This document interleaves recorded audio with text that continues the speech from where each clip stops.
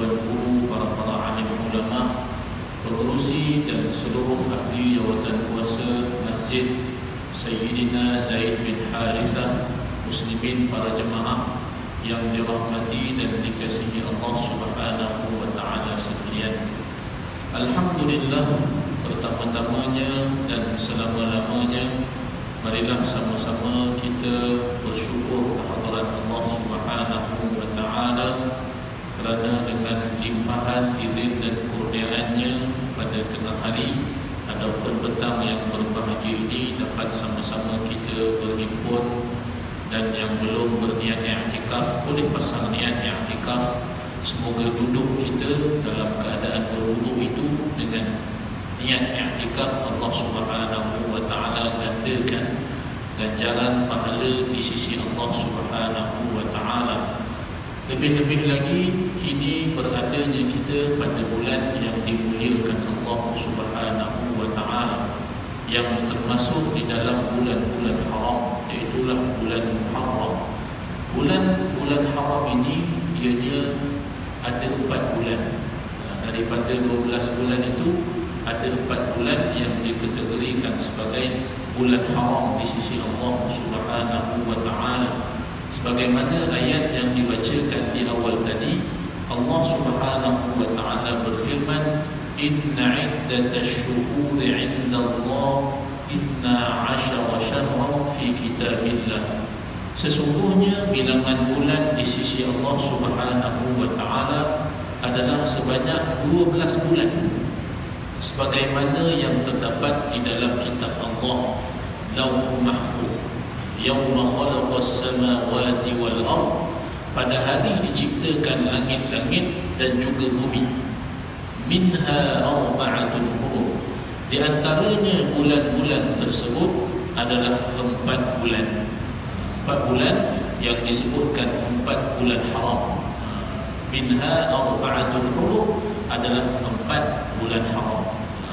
Maka Rasulullah sallallahu alaihi wasallam telah pun memberikan akan penjelasan berkenaan tentang 4 bulan haram tersebut dalam sabda baginda sallallahu alaihi wasallam, "As-sanatu 12 syahran minha arba'atul hurum, 3 mutawaliyat, Dzulqa'dah wa Dzulhijjah wal Muharram wa Rajab, Mudhar alladhi baina Jumada wa Sya'ban," atau kama qala Rasul sallallahu alaihi wasallam.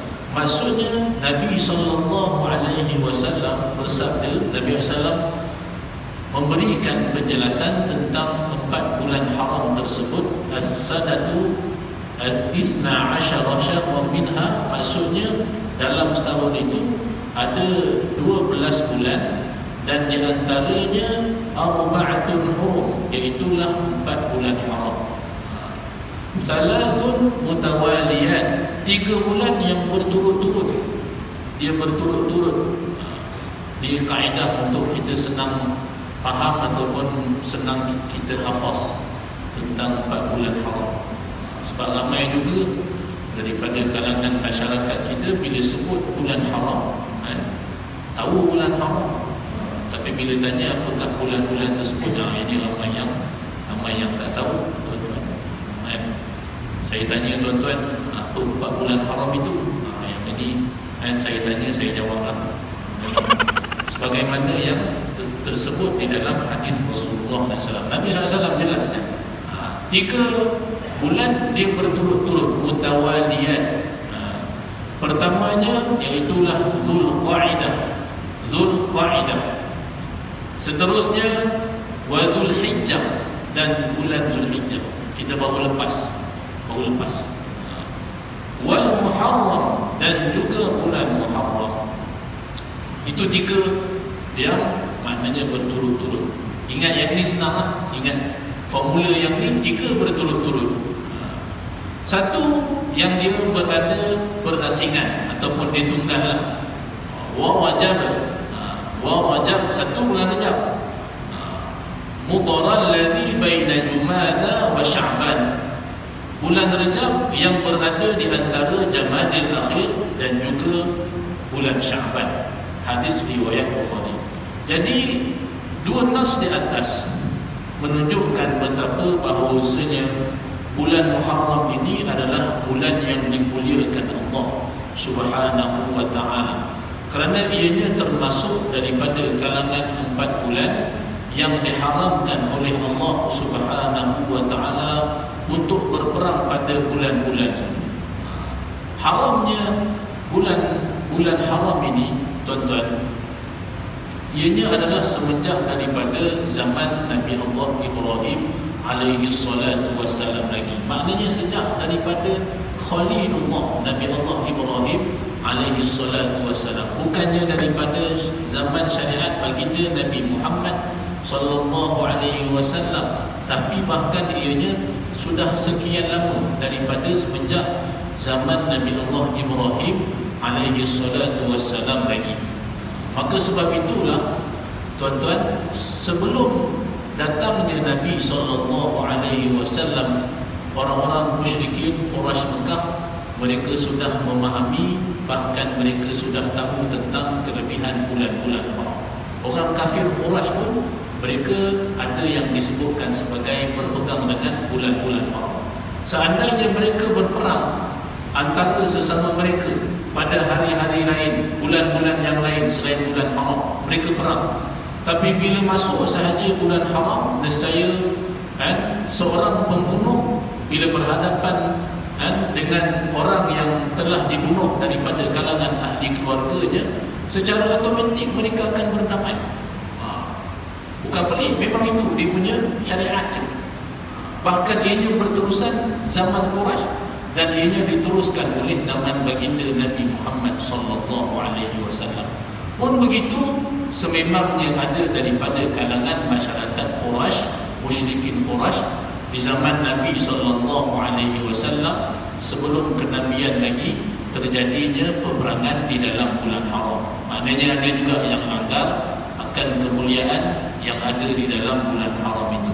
Maka disebutkan di dalam sejarah terjadinya, iaitulah peperangan Fijar. Dinamakan peperangan itu sebagai Fijar, peperangan yang buruk, yang teruk, yang kotor, kerana ianya mencemari bulan-bulan haram. Bahkan bukan sekadar bulan haram, bahkan dia mencemar tanah haram Mekah Al-Mukarramah. Terjadinya peperangan di dalam tanah haram dan juga bulan haram. Muslimin para jemaah yang dirahmati dan dikasihi Allah Subhanahu wa ta'ala sekalian, bulan ini adalah bulan yang diharamkan berperang pada. Bahkan ianya sangat dihormati daripada sudut amalan soleh. Bahkan apabila seseorang melaksanakan amalan di dalam bulan-bulan ini, ianya ganjaran yang sangat besar dianugerahkan di sisi Allah Subhanahu wa ta'ala.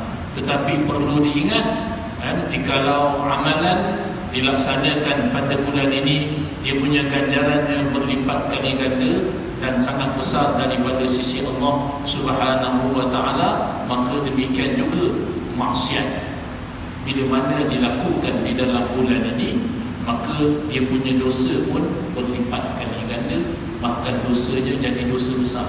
Sebab apa? Dia buat dan dilaksanakan di dalam bulan yang diharamkan Allah Subhanahu wa ta'ala.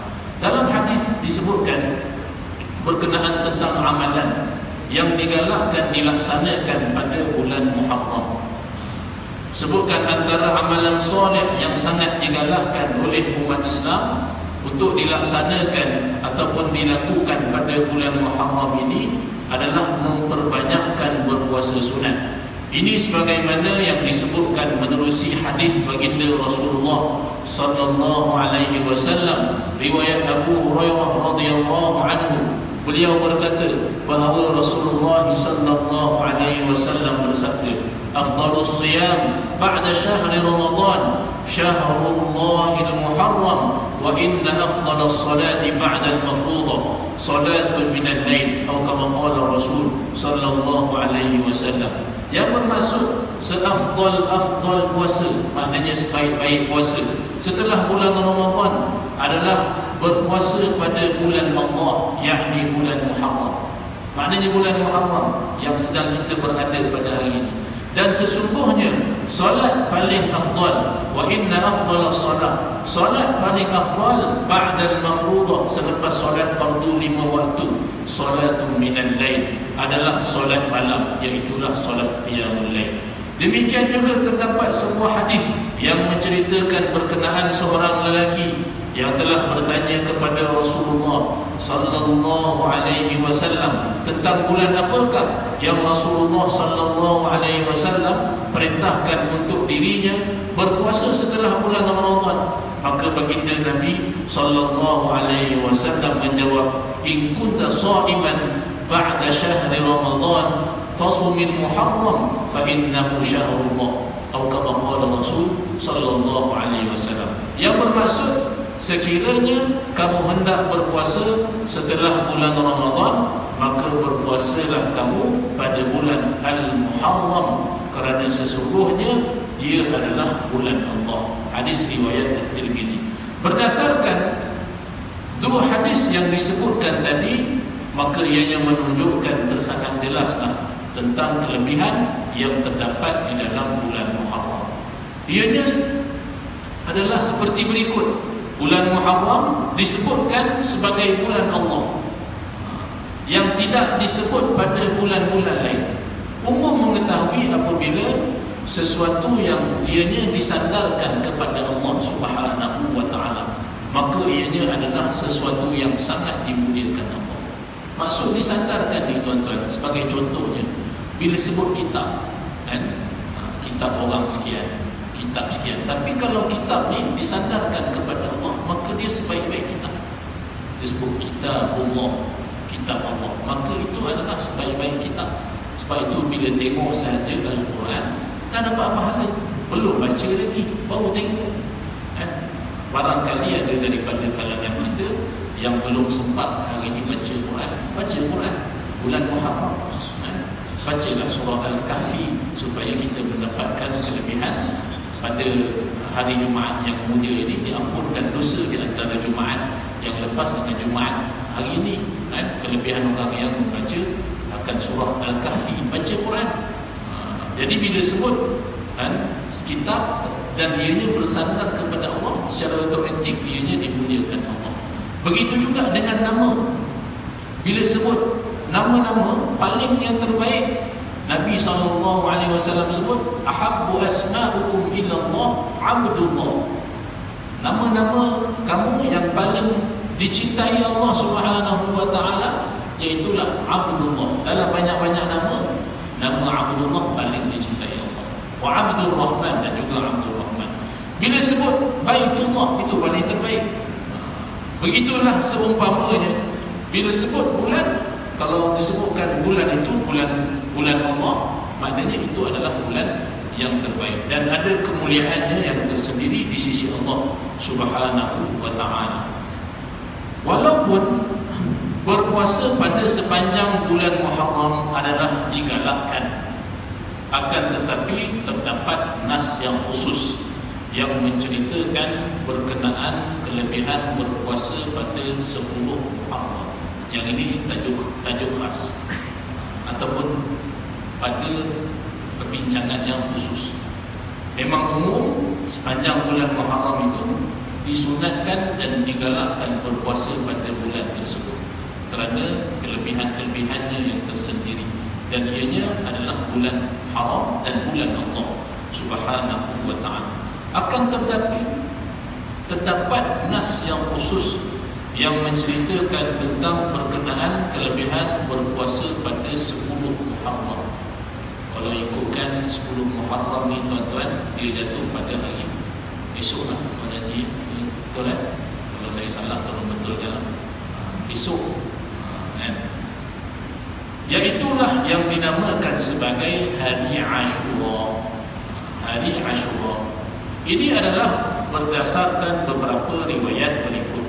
Antaranya sebuah riwayat daripada Abu Qatadah radhiyallahu anhu bahawa Rasulullah sallallahu alaihi wasallam bersabda, "Shiyam yaum Ashura inni ahtasibu 'ala Allah an yukaffira sanatan allati qabla atau kama qala Rasul sallallahu alaihi wasallam. Maksudnya berpuasa pada hari Ashura. Siyamu yaumi Ashura, puasa pada hari Ashura, hari yang ke-10 Muharram. Kalau ikut jadual kita, esoklah. Tuan-tuan, esoklah. Inni ahtasibu ala Allah, sesungguhnya aku mengharapkan kepada Allah Subhanahu wa ta'ala an yukaffira as-sanata allati qabla, supaya ia dapat menghapuskan dosa-dosa setahun sebelumnya. Ini kelebihan yang pertama. Hadis riwayat Ibnu Majah. Begitu juga sebuah hadis riwayat daripada Abdullah Ibnu Abbas radhiyallahu anhuma yang berkata, qadiman Nabi sallallahu alaihi wasallam al-Madinah fara'a al-yahud tasumu yawm Ashura faqala ma hadha qalu hadha yawmun salih hadha yawmun najja Allah bani Israil min aduwwihim fasamahu Musa qala فأنا أحق بموسى منكم فصامه وأمر بصيامه أو كما قال الرسول صلى الله عليه وسلم. Hadis riwayat Al-Bukhari. Maksudnya Rasulullah sallallahu alaihi wasallam datang ke Madinah. Qadiman Nabi sallallahu alaihi wasallam al-Madinah. Rasulullah sallallahu alaihi wasallam datang ke Madinah al-Munawwarah.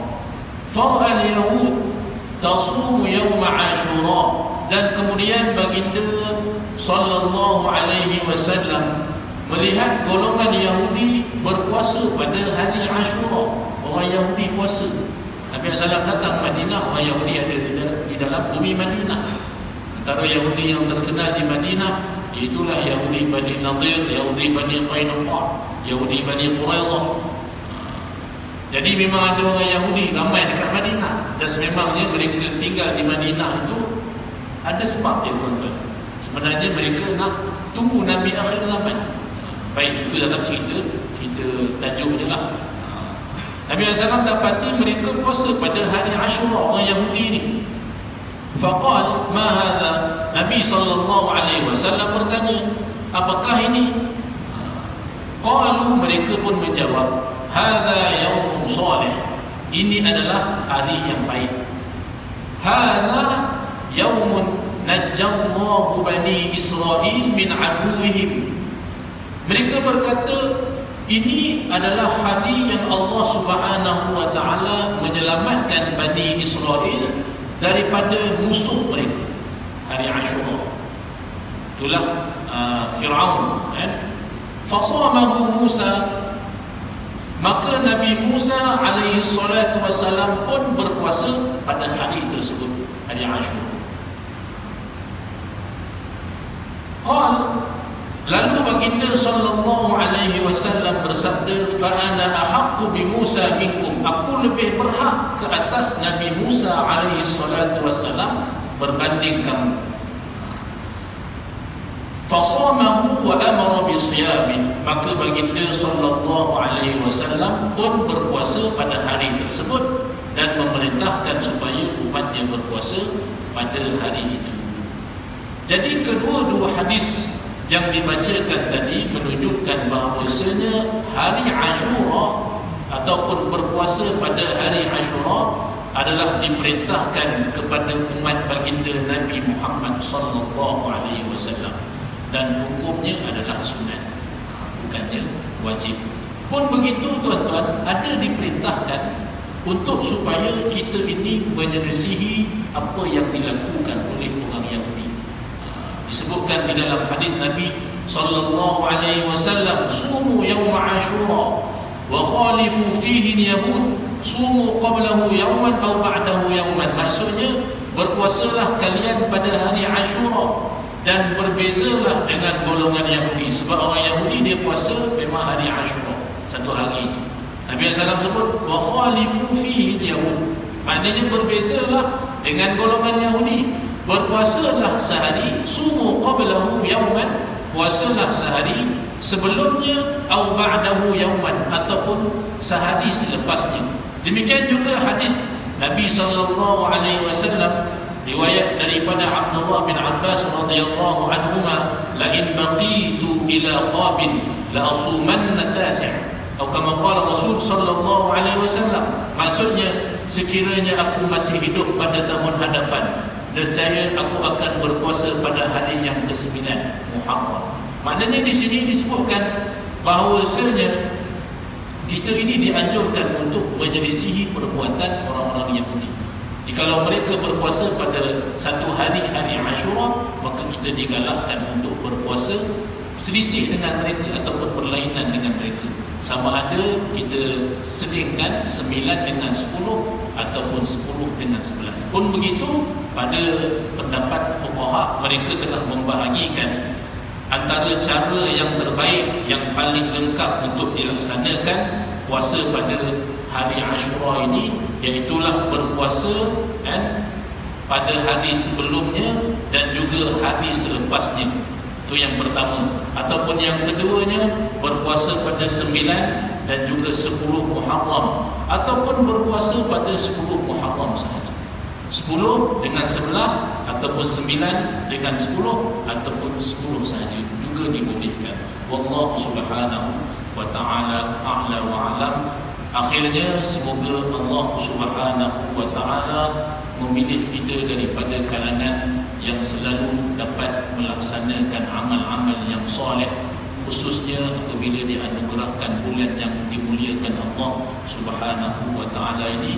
Dapatlah kita sama-sama mengusahakan diri kita dalam mendekatkan diri kepada Allah subhanahu wa ta'ala, kerana kesemuanya ini adalah merupakan anugerah yang besar daripada sisi Allah subhanahu wa ta'ala, untuk kita sama-sama mendekatkan diri kepadanya. Yang baik daripada Allah, segala kekurangan dan juga kelemahan adalah daripada diri saya sendiri. Aqulu qawli hadza wa astaghfirullahal azim li wa lakum.